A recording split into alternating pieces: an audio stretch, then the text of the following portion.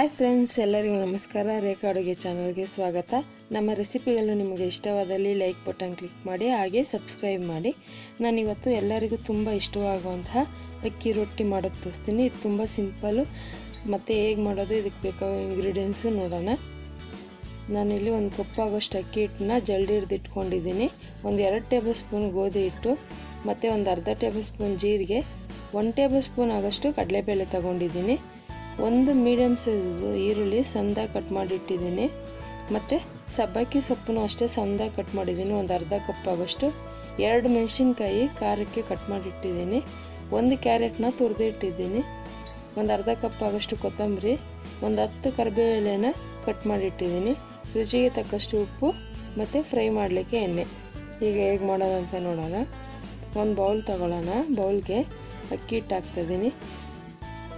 ಮತ್ತು ನಾನು ಇದಕ್ಕೆ ಗೋಧಿ ಹಿಟ್ಟು ಯಾಕೆ ಯೂಸ್ ಮಾಡ್ತಾಯಿದ್ದೀನಿ ಅಂದರೆ ರೊಟ್ಟಿ ಸ್ವಲ್ಪ ರಫ್ ಇರುತ್ತೆ, ಕೆಲವರಿಗೆ ಅಗೆಯೋಕ್ಕಾಗಲ್ಲ. ಅದಕ್ಕೋಸ್ಕರ ನಾನು ಸ್ವಲ್ಪ ತಿನ್ನೋಕ್ಕೆ ಸಾಫ್ಟ್ ಇರಲಿ ಅಂತ ಗೋಧಿ ಹಿಟ್ಟು ಯೂಸ್ ಮಾಡ್ತಾಯಿದ್ದೀನಿ. ಬೇಡ ಅಂದರೆ ನೀವು ಸ್ಕಿಪ್ ಮಾಡ್ಕೋಬೋದು, ಹಾಕಿದ್ರೆ ಚೆನ್ನಾಗಿರುತ್ತೆ. ಕಡಲೆಬೇಳೆ, ಜೀರಿಗೆ, ಉಪ್ಪು ಹಾಕಿದ್ದೀನಿ. ಕಡಲೆಬೇಳೆನೂ ಅಷ್ಟೇ, ಇದು ತಿನ್ನೋವಾಗ ಒಂದೊಂದು ಕಡಲೆಬೇಳೆ ಸಿಗುತ್ತೆ, ಚೆನ್ನಾಗಿರುತ್ತೆ. ನೀವು ಬೇಡ ಅಂದರೆ ಪರವಾಗಿಲ್ಲ, ಹಾಕಿದ್ರೆ ಚೆನ್ನಾಗಿರುತ್ತೆ. ಸೊ ಇದಕ್ಕೆ ಕೊತ್ತಂಬರಿ, ಸಬ್ಬಕ್ಕಿ ಸೊಪ್ಪು, ಕರಿಬೇವು ಅದೆಲ್ಲ ಹಾಕ್ತಾಯಿದ್ದೀನಿ. ಸಬ್ಬಕ್ಕಿ ಸೊಪ್ಪು ಅಷ್ಟೇ ಅಕ್ಕಿ ರೊಟ್ಟಿಗೆ ತುಂಬ ಒಳ್ಳೆ ಟೇಸ್ಟ್ ಕೊಡುತ್ತೆ.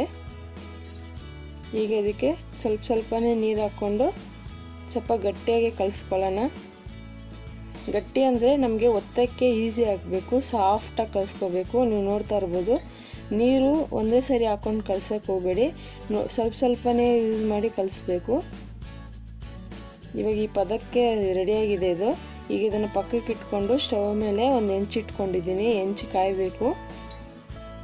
ಮತ್ತು ನಾನು ಎಣ್ಣೆ ಕವರ್ನ ಒಂದು ರೌಂಡ್ ಶೇಪಲ್ಲಿ ಕಟ್ ಮಾಡ್ಕೊಂಡಿದ್ದೀನಿ. ನಿಮ್ಗೆ ಯಾವ ಸೈಜ್ ಬೇಕು ಆ ಸೈಜ್ ಕಟ್ ಮಾಡ್ಕೋಬೋದು.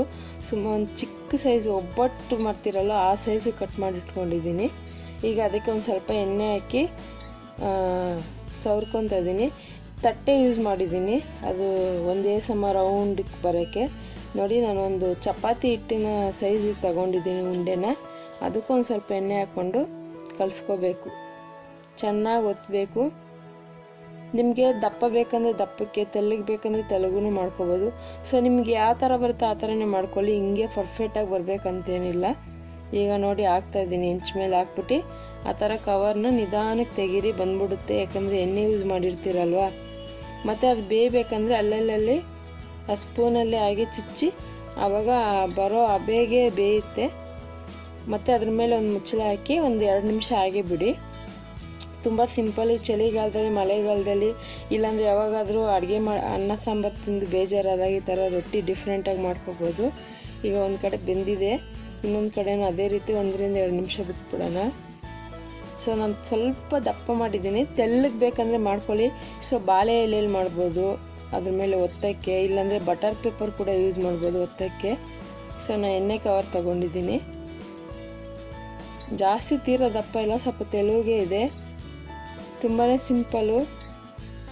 ನೀವು ಮನೆಯಲ್ಲಿ ಒಬ್ಬರು ಇದ್ದಾಗ ಬೇಜಾರಾದಾಗ ಈ ಥರ ಸ್ನ್ಯಾಕ್ಸ್ ಟೈಮ್ ಕೂಡ ಮಾಡ್ಕೋಬೋದು. ಅಂದರೆ 4-5 ಗಂಟೆಯಲ್ಲಿ ಕೂಡ ಮಾಡ್ಕೊಂಡು ತಿನ್ಬೋದು.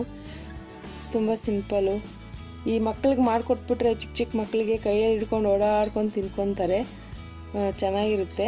ಇದ್ರ ಜೊತೆಗೆ ಒಳ್ಳೆ ಕಾಂಬಿನೇಷನು ಕಾಯಿ ಚಟ್ನಿ ಇಲ್ಲ ಕಡಲೆ ಬೀಜ ಚಟ್ನಿ, ಆ ಥರ ಚಟ್ನಿಗಳು ಚೆನ್ನಾಗಿರುತ್ತೆ. ನೋಡೋದಲ್ಲ ಎಷ್ಟು ಸೂಪರಾಗಿ ಸಿಂಪಲ್ಲಾಗಿ ಅಕ್ಕಿ ರೊಟ್ಟಿ ಮಾಡೋದಂತ. ನೀವು ಈ ರೆಸಿಪಿನ ಮನೇಲಿ ಟ್ರೈ ಮಾಡಿ ಹೇಗಿದೆ ಅಂತ ನಮ್ಗೆ ಕಮೆಂಟ್ಸ್ ಮಾಡಿ. ಮತ್ತಷ್ಟು ಈಸಿ ರೆಸಿಪಿಗೆ ರೇಖಾ ಅಡುಗೆ ಚಾನಲ್ ಸಬ್ಸ್ಕ್ರೈಬ್ ಮಾಡಿ, ಶೇರ್ ಮಾಡಿ, ಲೈಕ್ ಮಾಡಿ. ಎಲ್ಲರಿಗೂ ಧನ್ಯವಾದಗಳು.